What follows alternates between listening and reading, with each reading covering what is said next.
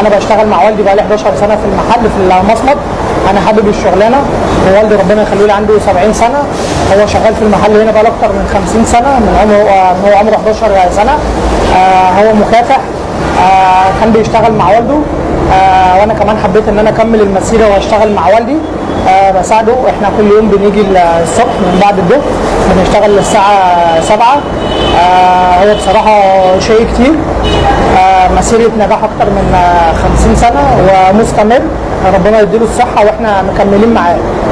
طبعا معايا عم برضه ربنا يخليه لينا، هما الاثنين في ظهر بعض واقفين مع بعض بصراحه، يعني ما حدش يقدر ينكر حاجه زي كده، سواء الحاج امام او الحاج حسين. المهنه دي بتاعتنا وراثه ابا عن جد، هو توارثها عن والده الله يرحمه وانا متوارثها عنه، وبقى لي 10 سنين معاه وان شاء الله هنفضل مكملين.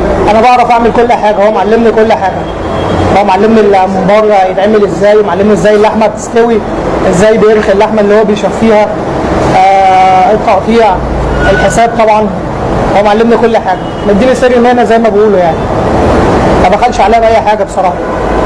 ربنا يخلينا ويديله الصحه.